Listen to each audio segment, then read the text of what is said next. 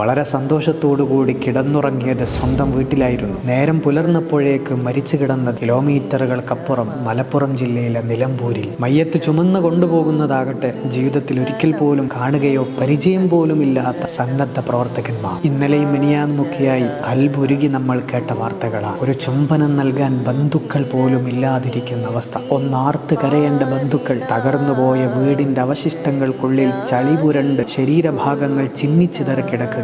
ഒരു കസേരയിൽ പരസ്പരം കെട്ടിപ്പിടിച്ച നിലയിൽ 3-4 പേരുടെ മയ്യത്തുകൾ കണ്ടെടുക്കുന്നു. മരണത്തെ മുന്നിൽ കാണുമ്പോൾ ബന്ധുക്കളെല്ലാവരും കൂടി ചേർത്ത് പിടിച്ച് നിൽക്കുന്ന ആ രംഗം ഒന്ന് ആലോചിച്ച് നോക്ക്. ഇന്നും നാളെയും മറ്റന്നാളൊക്കെയായി ഇതിന്റെ അലയൊലികൾ അടങ്ങിയാലും ജീവൻ തിരിച്ചു കിട്ടിയ ആ സാധു ജനങ്ങളെ ചേർത്തു പിടിക്കാൻ മനസ്സുണ്ടാകണം നമുക്ക്. തിരിച്ചു പോകാൻ അവർക്കൊരു നാടില്ല, തിരിച്ചു പോകാൻ അവർക്ക് വീടില്ല. ഇനി മലയാളികളായ നമ്മളാണ് അവരുടെ ബന്ധുമിത്രാദികൾ. സ്നേഹത്തോടെ ചേർത്തു പിടിക്കണം, മനമുരുകി അവർക്ക് വേണ്ടി പ്രാർത്ഥിക്കണം.